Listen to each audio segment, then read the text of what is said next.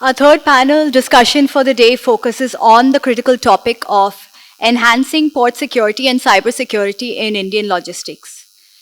So I now have the pleasure of inviting our session chairman and moderator, Captain Nikunj Parashar, founder Sagar Defense Engineering and Oceanos BV Netherlands, and our esteemed panel members, Shri S. Krishnan, IAS Secretary, Ministry of Electronics and Information Technology, MeitY, Mr. T.K. Sahu, Joint Managing Director, Indian Register of Shipping IRClass, Mr. David Harrison, Senior Cyber Manager, Portfolio Cyber Lead, UK Office APM Terminals, Captain Anshuman Barua, MSc Agency, and Mr. Biju Nambishan, Head IT and Digital, CMA CGM Agencies India Private Limited. Thank you.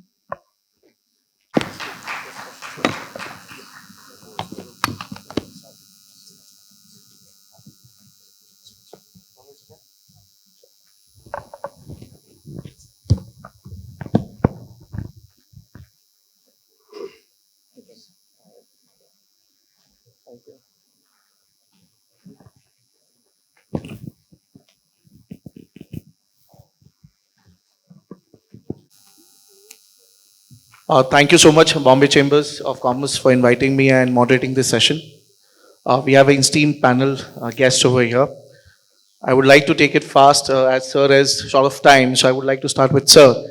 And before I do that, I want to set up a context, and it's very important as the panel speaks about enhancing port security and cyber security in Indian logistics sector. Now, when we look at, I go back to a small case study which happened somewhere on 10th of November 2023 with the DP World Indian Australian ports. We all would be aware that they were hit by a ransomware, and for solid 3 days, from 10th of November till almost 12th night, they were unoperational. And on 13th, they got back online, and 4 ports were affected totally. They were totally shut down: Brisbane, Sydney, Melbourne, Fremantle. And matter of fact, the Australian export was almost hit by 40%. Now that's what cybersecurity threat could lead to. And this is a challenge where the technology is evolving very fast. Are we as a maritime association, maritime industry, are we adapting to it? Because maritime has generally been a reactive industry. And this is something as a sailor I feel myself. When I look at Shri S. Krishnan, IS Secretary Sir, who has more than 35 years of service, the best part is when I was doing a bit of research about him, he recently launched the Silicon Photonics Research Lab for quantum all the way to Silicon at IIT Madras. Sir has also been spearheading and certain things in digital data protection. And this is something he talks very straight to the point, and he says if there is a breach, we don't mind bringing in the legitimate laws for it and taking course of action. So when we, sir, look at that, I come across to you, and the question is, considering the current dynamic scenario, especially with artificial intelligence, cyber security coming in, what role can the Indian government play in promoting innovation, entrepreneurship in port security, and cyber security in India, especially?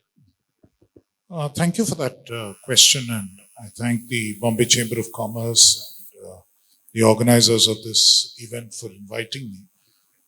I think cybersecurity is becoming extremely important, and more than that, I mean, there are 2 dimensions to cybersecurity. One dimension really is the way that we share information across various jurisdictions, the way that you collect intelligence, the way that you figure out what kind of attacks have happened in other parts of the world and in other geographies, and what can affect you, and likewise in other sectors. See, we are talking about a transportation and logistics sector. So what happens with air travel? What happens with all of these? So in each of these areas, so there's a lot of knowledge sharing which has to take place. But at the same time, cybersecurity is also a space where national capacities and sovereign capacities are extremely important. And in the Indian context, that basically means that we need to sort of ensure that a large number of homegrown innovators, homegrown startups are spawned, and we are able to support this. So what we do is a number of things. First and foremost, there is fairly substantial funding for research in the cybersecurity space that both the ministry and the national Security Council Secretariat. Both of us actually fund research in the cybersecurity space significantly. We also support a number of startups, both directly and also through the Data Security Council of India. We had a large hackathon which has just been launched and is currently on. And we then support many of these startups through a procurement program in government so that we are able to make sure that their products are bought and they're able to scale up. Because there's always a possibility that if it's a good startup and it has good technology, it will get bought up and it will sort of, it's not that it's necessarily bad. They do need that kind of market support, but I think it's also important, especially in the cybersecurity space, to have a few national champions. Very well said, sir. And this is where the second question also comes across. And I think this would be my last question to you, looking at the short of time we have. And the question comes is, when we see the startup economics across, and we have come out of MeitY itself. 10 years back, there was a program called Electropenia Park, through which we came out as Sagar Defense. Question is, what are the key challenges then, sir, when we are facing the implementation of cybersecurity measures? We know there are programs running in, but certainly there would be challenges. And how do we deal with that in terms of Indian context? See, I think the most important thing, and since we have so many members of the port and the logistics sector present here, see, cybersecurity comes as an afterthought to most people. I mean, you kind of wake up to it only much later. But I think increasingly it's important that you are secure by design. Because, what happens is, in a manually run system, there's a lot of things that go back and forth. There's a lot of intervention. And you can keep thinking and upgrading what you do as you go along. And you're aware that you will not do something which can be inherently risky. Whereas in a program where you're applying your digital means, then you're really planning ahead. And you're thinking of lots of steps ahead where you need to work. If you don't think about the security of each of these steps alongside, then you're putting yourself at risk. And very often we do, very, very silly things. First and foremost is, we have found that in many Indian scenarios, and probably it's also globally true because everyone says that access management is very poor. Most people, the kind of passwords and username passwords that they keep are so easy to sort of break, so easy to get into. That is the first point of vulnerability that you face. Then, of course, we never sort of worry about, you're prepared to pay for buying a piece of software, but you're not prepared to pay for the security of that software or security of what you run on your system. So even in terms of having a discipline of updating the security software, updating what you need to do on that is something which doesn't happen. Next part of it is that we like to do it all as a centralized system without segmentation, which means something gets infected on one side, it goes to the other side. There are ways in which you can design this. And last, and especially when you're talking about very large operations, which are all network, then you certainly need to have a functioning security operations center, which is able to look at what needs to happen, which is able to have a full visibility on the kind of transactions which have been taking place, where something could be potentially going wrong, and what can happen otherwise. So all these are essential and basic discipline steps which we tend to ignore. And I think especially when you're moving to a digital environment where you're going to use technology to such a great extent, it needs to be second nature to think of all these measures alongside. Think of the security as you are building it. It needs to be security by design. Otherwise, you're always going to have issues. And in this context, I'd just like to make one quick reference to the legal framework in India, which is why this is important. You see, under the IT Act, we have the Computer Emergency Response Team, CERT, India's CERT, which is empowered under the relevant provisions of the Act, and any cybersecurity attack, a ransomware attack, etc., has to be reported within 6 hours of it occurring. And there have been attacks even in the Indian context, not just in this sector, but in other sectors. CERT, in addition to doing this, does a number of other things. They monitor, what the traffic flow is like in the country, because they have a preventive and analytical framework as well. So we look at all the data where DDoS attacks and others could be taking place, way in which malware could be moving, and the sad situation is that malware is a very large proportion of the traffic which moves, and that is something which very often we don't account for. And where the attacks could take place is important. Second, they also certify cybersecurity auditors, and there are about 200 organizations and almost about 5,000 auditors across the country who are certified. We've requested all ministries to actually ensure that these guidelines are followed, because we keep seeing these attacks frequently. I have written to all secretaries with a detailed set of guidelines on how these cybersecurity audits need to be conducted, how their systems need to be looked at. And the other part, and one fundamental thing which needs to be done, which we have done at the ministry level in the Government of India now, and various organizations need to do it, and clearly ports are also important areas where this needs to happen, is a separation of the IT person from the cybersecurity person. I mean, often both these functions are linked together, but it's one person policing the other. So, then the tendency tends to be that you need like in any organization nowadays, you need a risk officer. So similar to that, you need a cybersecurity officer who monitors what happens in these organizations. And that's something which I think almost all organizations, especially ports, must follow, because you are a vital piece of infrastructure.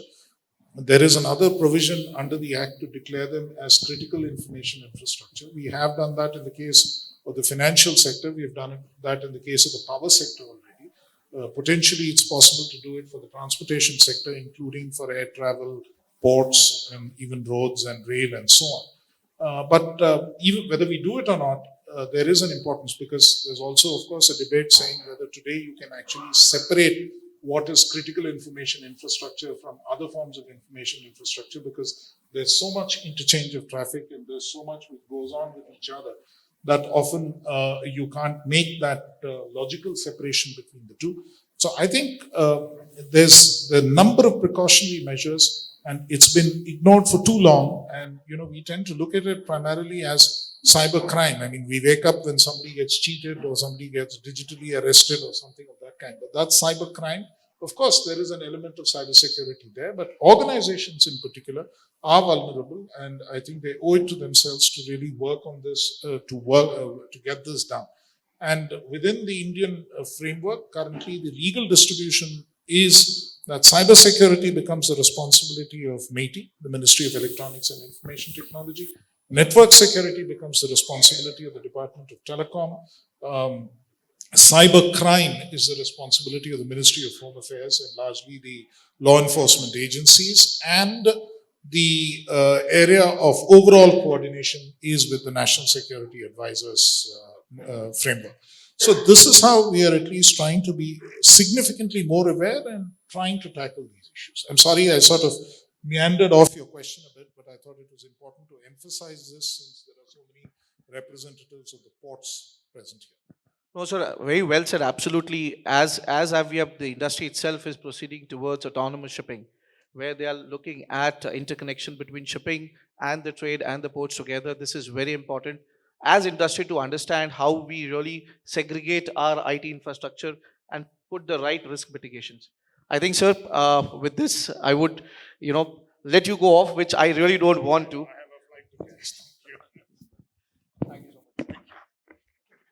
Sir, if you could just hold on for a second, we'd like to give you a quick memento as a token of our appreciation. For that, I request Shri Jalota and Ms. Pinky Mehta to kindly come on stage to present the memento.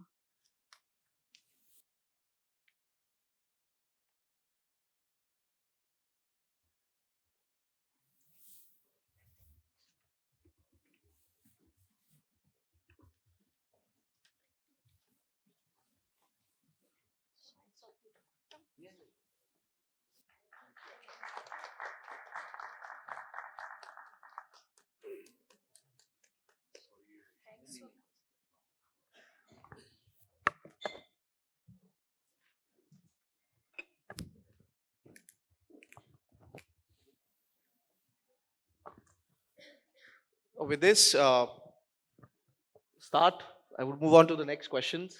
I have T.S. Hauser next to me, Joint Managing Director, Indian Registrar of Shipping. And the question comes across to you straight, sir, from one government setup to the other one. And what do we see as role of a classification society like IRS play in strengthening cybersecurity frameworks for Indian ports and logistic operations? And how can compliance with global maritime security standards be improved? This is important because we are talking about autonomous shipping also in parallel. Thank you. And thank you, BCCI, for inviting me. Firstly, as a classification society like IRS, we have been the RSO for Government of India now quite long.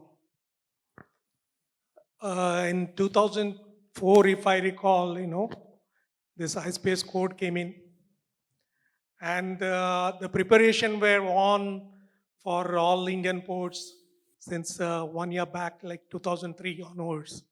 And in 2004, when iSpace code came, India and Singapore were the two countries who were complained to iSpace code by that time. So, you can make out, what kind of efforts must have gone in for that 1 year to make all these ports, major ports that time, iSpace compliant. Coming back to 2005, USCC visited our country, that time they were also implementing iSpace code in their ports. So they have taken back some lessons, out of nearly 67 best practices which they have noted down in their books. 13 of them were coined from Indian ports. Last FIFA World Cup, was held in Doha. And Doha port engaged two cruise ships to accommodate nearly 4,000, 5,000, passengers on board just to, for that occasion, FIFA World Cup. And IRS was engaged for undertaking this port facility security audits and development of the port facility security plan. So IRClass has been playing a great role as an RSO. We were looking for the land side, the water side for access control, in those days. Now a new kind of, you got digitalization, and we have new kind of threat coming from a different side. It is not land-based, it is not from the sea.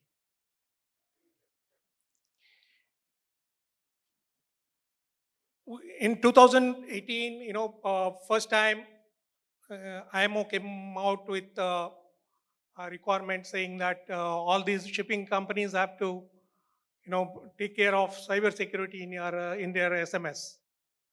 So IRS was the one, who were verifying in the companies, the implementation of cyber safety as part of the ISM code. All these things were recommendatory in nature, so, but things were not happening the way it is required. So, later on, IX, from last year, July 2024, it has made mandatory that all ships being built anywhere, if computer-based systems are engaged or involved on the ship, it has to be, undergoing certification through the recognized organization, and it has to have a proper way of, doing things. So it has been made compulsory. It is not a recommendatory in nature at all. So going by the, standards to be improved, there's a way to go. We have to develop kind of a, risk-based, carry out a risk assessment and develop a proper plan. And we have to see that things are happening based on that plan. It is not, we have seen, during the audits, people just maintain it, and it's just for the sake of certification, compliance. But it has to be more than that. It has to be a culture, the safety and security culture. So I think we have I have addressed most of your Absolutely, questions. sir. Yeah. As you rightly said, Yeah. that it has to be a part of a safety and security culture. And this is where, David, I'm coming across to you. You lead almost more than 16 years. You have been into cybersecurity. You really did that at Maersk also. You're doing that. And I come from the computing world, and where they say you are safe until it is discovered, right? That's what happens with the computing systems. Now, when we look about Citrix Bleed, which came up as a malware, which was a ransomware, how do you see the current threats which are evolving every given day? And when we look at in terms of these threats which are being faced by ports, by logistic companies, and especially with respect to Indian context scenario, because we are exploding. If you see, all of a sudden we are turning into a shipbuilding nation. That's where we are heading to. How are you looking at it, and how they can be, if you look at it, mitigated through effective task managements and protocols, which you see, which will be evolving every given day? So this is what, from your side, can we hear on it? Firstly, thank you to the BCCI for having me here and allowing me to speak today. This is fantastic. Thank you very much for the opportunity. It's funny, cybersecurity, it's a mile wide, and it's how it impacts our ports and shipping versus how it would impact you at home. The difference is from an operational point of view and what would happen in the event of a cyber incident. So whereas personal attack on you would have that upsetting effect to you, but towards an organization, towards the operational technology, would bring things down. It would make financial loss. But actually, in the operating world, out in a yard where things are moving, in the process world, the implication is actually could be a lot worse. You could end up with loss of life. And that's where operational technology needs that consideration and that securing. My colleagues here have actually already made some very good points. They've stolen a lot of my good text that I brought with me as a preparation. So to reiterate on a couple of things that they've introduced, network separation is a key one. We talk information technology versus operational technology. Actually, they're two worlds. There are different skill sets and different requirements. So whereas we have patching operations, stay on top of, keep things good, fresh in IT, actually in operational technology, things need to keep moving. So the priorities are different. We need to keep people safe, safety first, and we need to keep business moving. So actually we need to secure that more, and it'll have a bigger security bubble that we need to look after. Now, from outside of threats, I think going through the day, actually listening to a lot of what's already been discussed, it's good to hear that cybersecurity at so many points throughout today's session already. We touch on ransomware. Ransomware is one of the biggest issues that we have within cybersecurity. It usually tries to disrupt operation, and it tries to get financial gain for whoever's holding hostage. There are also phishing attempts, which are prominent in many industries. So it's something I was trying to figure out how to put into words here. Whereas everyone, I'm sure we have a social media presence. Everybody has their profile and they share where they are, what they're up to. Now, behind that, you're also sharing the information with so much of the world. And I think in this room, we have so many senior figures. Actually, we give so much information away to the world where people can impersonate our senior figures, which introduces an element of risk. And these are things that we bring in and we need to educate ourselves on. And actually, one of the biggest problems, one of the biggest threats that we have to industry is our people and training our people, having our policies and our procedures and awareness around as our first layer for defense. And I think we've already touched as well on risk management. So where we do have our infrastructure and our systems is actually having an effective risk management system for our industries. So we know where we need to focus. We know there's risks out there, but which ones do we need to fix? Where do we need to prioritize? And I think this kind of touches on a bit with how can we help each other?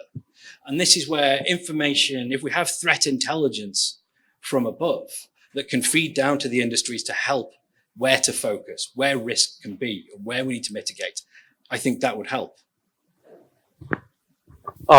Thank you so much for this, David. Now I'll come across to Captain Anshuman. And as David said, it's about collaboration also. How do we collaborate on this?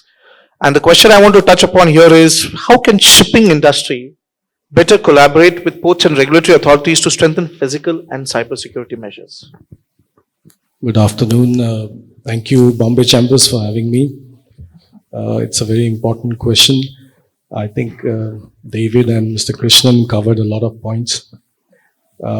If we look at the ports and shipping industry, then there could be joint initiatives like David mentioned about real threats, vulnerabilities. So we need to have information sharing portals, platforms, so that real-time information can be shared in a secured manner.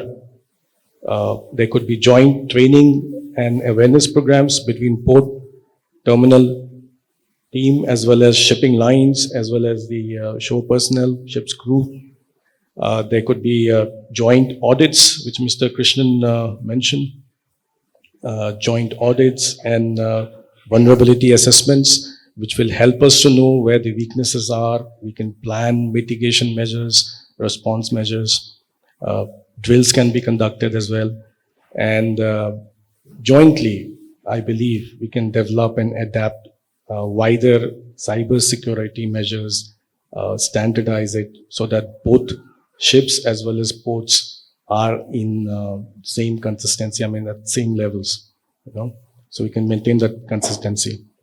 That is vis-a-vis the ports. But when I come to regulatory bodies and enforcement, today we see that Government of India has taken a lot of initiatives towards digitalization. There's a push, no doubt, which is good, commendable, but there is always a but. But we see that because of this push, each authority, each department is coming up with their new systems and new challenges. Yeah. Today we have the SCMTR from CBIC Customs. The ICE gate system is still functioning for customs. We have NLP, National Logistics Portal from Ministry of Shipping, Sagar Setu. We have the Maritime Safety Window from DGS. We have DGLL, Director General Lighthouse. We have Concord ETMS. Each terminal has their own systems. Frankly, the need of the hour is that we need to integrate, bring all authorities into one platform. And I tell you this because I'll give you two examples. Every vessel which is calling Navashiva, for example, a pre-arrival notification is sent through the NLP to the Port Marine Department, goes to the MS Maritime Single Window to DGS. But the same plan is also sent to the Coast Guard, to the Navy, to the CISF, but they're not on board the NLP. It is going via email, via Gmail, other domains. Okay? We need to avoid third-party service providers. We need to avoid these emails. Information is there. We need to streamline the information. Someone spoke about hand-holding exercise, bridge. I feel today that Government of India should come up with a robust platform where all stakeholders of shipping are present. Yeah, be it the port terminals, be it the shipping lines, be it the logistics operators, everyone on board. They can interact with API. There are good tools available. Yeah, on a real-time basis. Time is of essence. I think that would minimize and would be a better way forward. Thank you, Anshuman, on this. There is a study which states that 50% of the cybersecurity threats and actions happen when a ship is in port. That's where actually when you are hit by a cybersecurity risk that comes in when a vessel is in port. And this is a question I'm coming to you, Biju sir, across to you. He's head IT and digital CMA CGM. The biggest challenge is, that means what you said is Gmail, email, it comes through the human error, right? The human is the biggest challenge in terms of cybersecurity. And it's a VUCA world. It's a very volatile world. We're evolving, getting all this. And that's where the question comes across to you, especially with Indian ports and shipping. How can we can leverage modern technologies such as AI, artificial intelligence, and IoTs to enhance security and efficiency while also addressing concerns and data protection and privacy in today's time? Firstly, thanks BCCI for having this event held and inviting us on board. Thanks for the question. I believe logistics industry has embarked on this digitization journey for the past 8 years or so. We were one of the latest or the oldest imbibers of moving into digitalization. The reason where I'm coming is, and now there has been an explosion of digitization that has happened around the logistic world. You got all major stakeholders getting connected on IoT devices, which are connected onto internet. And that's where one of the aspects which the earlier panelists also spoke about is how do we do segmentation of networks, etc. Very critical, because sometimes we have got old hardware devices that are being used, and if you do not do the right patch up, those are vulnerable to a lot of things. In fact, one of the questions that was polled in the morning hours, where we were requested about the top 5 aspects of cybersecurity, I think the highest ratings would have gone for ransomware and data breaches. Ransomware, yes, has been a very important aspect which has been troublesome for a lot of stakeholders. You, in fact, started up that conversation with the ransomware attack with one of the stakeholders. But now, as and when we are getting more into the cybersecurity part of it, and with more stakeholders getting into the digitization mode, we have got data breaches that are coming into place. The logistics industries as well as port has started using a lot of IoT, sensors, temperature controlled, GPS controlled devices to track their shipments. You got nowadays, as Mr. Swaroop sir in the morning session mentioned, an entity like Concur has gone in for an AI-based system in their Concur Tughlakabad 1, and I think that's been doing wonders for them, because they've now been able to bring down a container that is coming inside the depots, for which they earlier used to have manual interventions to take note of the trailer number and the container number. That's been completely automized. We have got systems that could enable us to find damage to a container without a manual inspection. I'm talking of the external damages. We have got a lot of sensors that are happening or being put on containers so that you could control the temperature, the humidity aspects during the entire supply chain part. We also have now got our customers who want information which was of yesterday. So that's also leading to aspects where the information needs to pass on through various stakeholders of the supply chain system. I've seen in my experience that for the past 4-5 years, whenever you're now interacting with vendors, we have started coming into talking into the aspects of confidentiality, integrity, availability of systems, data privacy, which were things that were not spoken to long ago very openly. These were supposed to be just niche element between some IT guys within an organization. But nowadays, business themselves are very keen on understanding such concepts. And I believe that's where the part of AI, where information is getting transgressed across various boundaries, becomes very much important.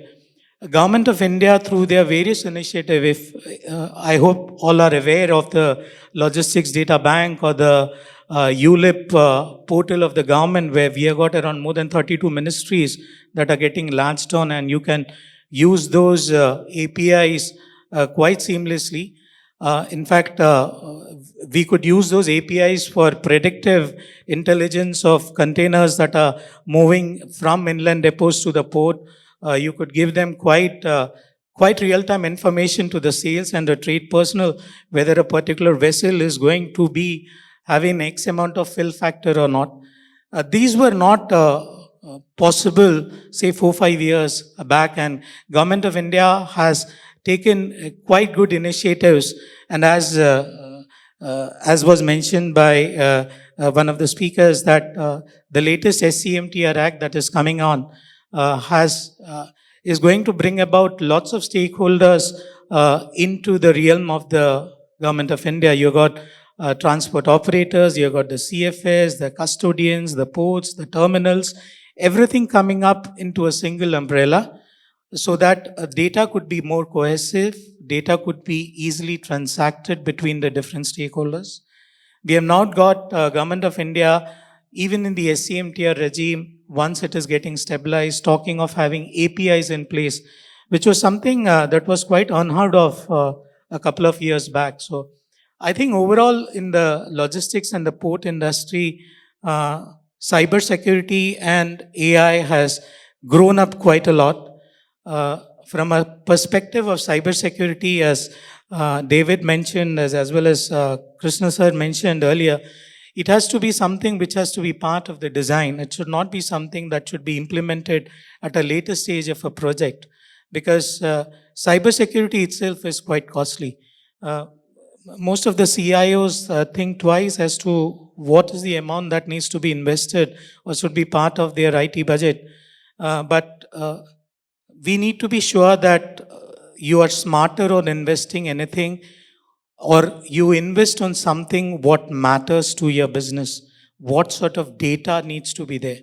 The Government of India has also come up with their own DPTP Act, which will take time to stabilize, but there are going to be quite important information like data privacy, which was something that from an Indian context was not being spoken quite easily earlier, but all this now will come into prominence. And I believe logistics as a key stakeholder, or as one of the speakers mentioned, is the spine of the growing world of economics in India, will be doing quite well if we are protecting ourselves and our assets amicably. Thank you. Thank you, Biju. But then there is another question which comes across to you straight. I come from the defense fraternity, more into defense sailor, but been working in the defense. And I'll say something, a quote is, hum hai to kya hum hai, tum hi tum ho to kya tum ho. And the question comes here across is, in the logistics sectors, when you're looking at container tracking, ship tracking, there are a lot of hardwares are also getting involved. And in the defense sector, we look at spoofing of GPSs, EW jammings, electromagnetic effects which are going to come in. So today where we see these containers which are moving in, or ships or freighters or your autonomous vessels which are there in your logistic parks, they're doing well. But tomorrow these bad state actors are also going to target your hardwares. And this is where my question comes across, is how the logistic companies are going to create that balance between the need for technology and innovation with the need for security and risk management. Because this is what we do in the forces side. It's very important that if you use equipment, you need to be careful and be aware of the risks. While we are rushing towards this journey, how do we balance this out? And that's the question.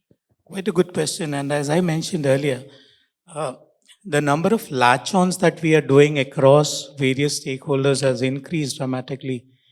We are now having lots of APIs, a lot of IoT devices that are getting connected across to containers, or small SKU or packages that are being tracked from Amazon or a delivery logistics portal kind of stuff. One of the important criteria as we grow on, latching on to information, is going to be how secure are we going to have it done? What are the protocols that you're going to be there or created as a standard? Are we now in a position when you're speaking with various internal stakeholders, talking about data security? How are we going to manage data security from an information perspective? How is the DR setup going to be there for them so that there is availability of systems at all times? So I believe security has to be something which will have to be imbibed, and each stakeholder would have to be realizing the importance of the data interchange that are going to have, how many time of hops that you're going to take on with the API, etc. Yeah. So that's my Thanks. take on it. So David, straight to you, and this is where it comes in. What do you feel the most significant cybersecurity threats which Indian ports are facing as of now? What do you think about it? And how can logistic operators and government agencies collaborate to mitigate these risks? I think we briefly touched on this actually in the last piece. I think when we talk about the technology that we can put in and monitoring, but what I would suggest is I think from double check notes. It was. I think from the port authorities, there needs to be, from what I see here, is a nominated person from each to come together to form a community to be able to share that information and to be able to come together. And I think Mr. Krishnan touched on it earlier, where we have standardization. And if we can start to bring in standardization across the ports, cross shipping, then we'll start to have commonality. And then the governance and the like from the port authority would then be able to bring in that level of assurance. And we can line things up, things will become easier, more streamlined. Thank you. Thank you, David, for that. Captain Anshuman, then to you, I come across. What cybersecurity risk do you see as the biggest threats to shipping companies and how they can be mitigated? You mentioned you started with ransomware, and I know my fellow panelists would agree that perhaps until 2023, ransomware attacks were very, very predominant. Maybe around 70% of the attacks, close to 70% would be ransomware, some form of ransomware attacks. But 2024 also saw a change in trend where social engineering attacks came into limelight. I would say phishing attacks, spoofing, whaling, baiting. They have those funny terminologies, but there are new terminologies coming, and with the technological advancements like generative AI and deep fakes, the attacks have become more sophisticated. I hope the entire panel, the entire viewers would agree that today the attacks have become very, very sophisticated. The solution is that each business entity or organizations have to stay ahead of the curve. It's a continuous learning process. We have to adapt. We have to train our employees from time to time on different scenarios, different trends, the growing trends of cyber attacks, the way we protect our mobile phones, our bank accounts, the similar way we have to enforce, implement, improvise, and stay ahead of the curve. Great. No technology is safe. Absolutely, very well said. And this is what Sahu sir also spoke about is culture. We need to have a culture. A question across to you, sir, and more with respect to ISPS. And this was launched when we had just gone out at sea when 9/11 happened. Now, what are the major challenges still implementing the ISPS code and across and faced by the Indian ports? And how can industry stakeholders collaborate to, effectively address them?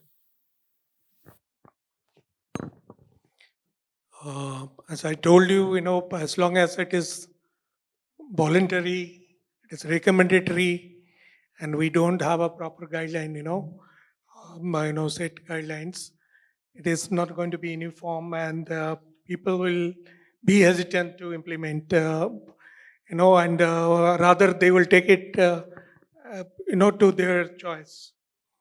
So the way to go is to have kind of a set guidelines and robust kind of a risk assessment so that things are under control and it is taken seriously and implemented seriously. The thing is that once we get the certification, to proceed, we take a back seat and don't let the things go the way it is required to go, like the implementation. Any software or computer-based system you have, that has got a life cycle kind of care it has to be undergoing, like doing patching and doing software changes or updating those. So those are to be taken care. Once you make an inventory, that has to be updated and that has to be maintained. So all these things require a kind of a serious kind of a culture, and that has to be developed, and a lot of training awareness has to go in, because people just take it as very kind of a casually. So there has to be kind of a seriousness in implementation of the system in order to see it being applied robustly. Yeah. Before I sum up this panel discussion, I will bring the floor open to everybody, and if there is a question across, panel members are ready to take that.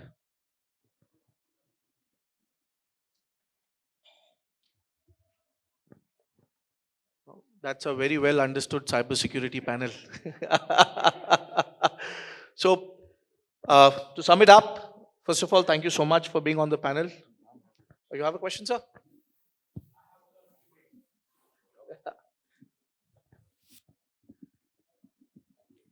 Thank you, Captain Nikunj. It was a wonderfully enumerative panel discussion. Lovely. Thank you so much. A couple of things I wanted to share what Biju and Anshuman just said, and of course you too. We talked about usage of various other handheld equipments, which is far too rampant. Now, when you talk of ports in India, everyone or anywhere else in the world, everyone is giving you an app. And app-based, everything is app-based. And he has talked about APIs and things like that. Nothing else, so you know what I'm leading up to. Now, mobiles and the built-in safety networks, connectivity onto the apps via there. How secure are we in the government scenario or in the port scenario? This question is direct to you. Sir, if you look in that scenario, we are absolutely very secured. And a matter of fact, I was, I had a bit of research on this, and I knew this question would pop up to me somehow. And MeitY runs this. It's called Cyber Swachhata Kendra. And in this they are actually looking at ransomwares or malwares, I would say, and bots. And if you register yourself, go onto it, look at it, helps you out. As Krishnan sir spoke about, is NSCS is the key institution they look into with this, along with MeitY, MHA all together. If you're working with the government platforms and looking at these APIs, they are pretty secure. The problem happens is at your end. And if it's, for example, if I take my own organization and if I do not have a diversification or division between intranet and internet, I bring the organization at risk. So the audits are also equally important. And then the most easiest cause of cybersecurity is phishing or a man in the middle loop. The most simplest of all cybersecurity frauds happen through that. So if you're careful at that end, I think most of your problems are solved. Our defense runs on it. The largest servers are the railway servers. They run on it. And you should have a backup plan.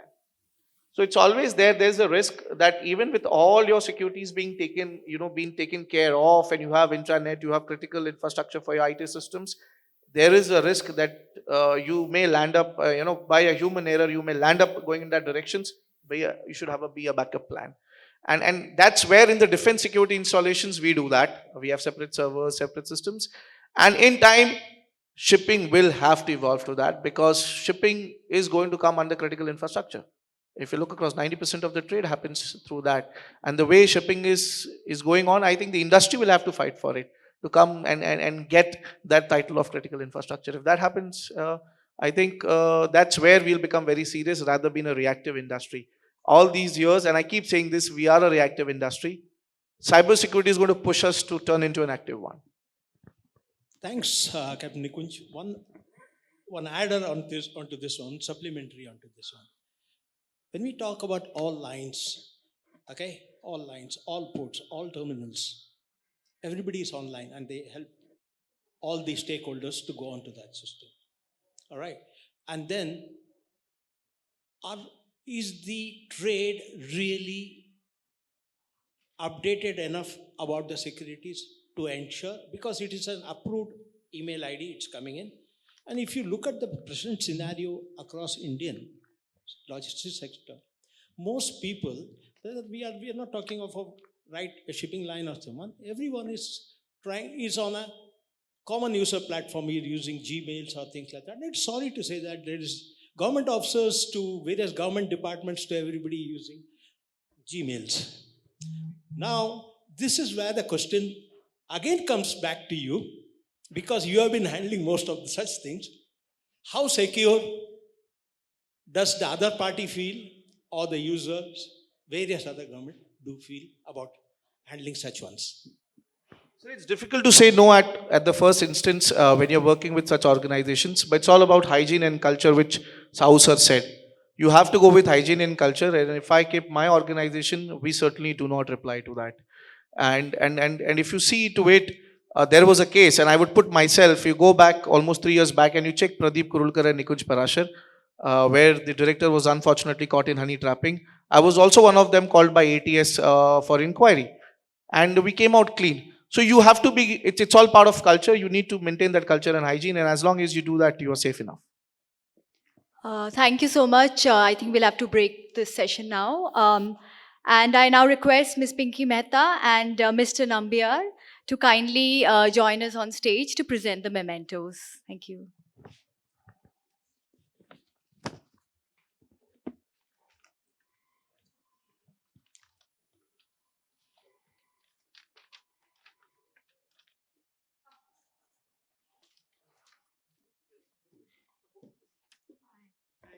Hello.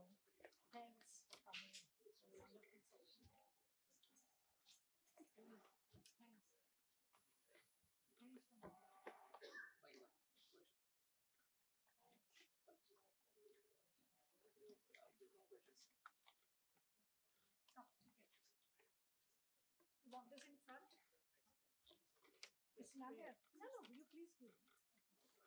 We'll have a photo here.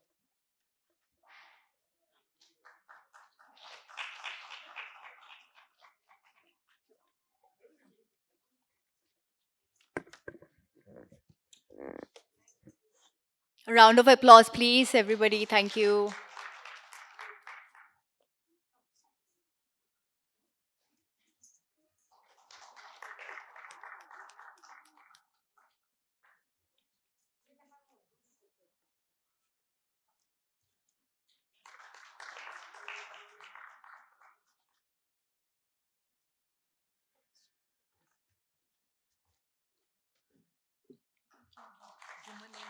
No, अभी Captain Sahu का है एक और, then women.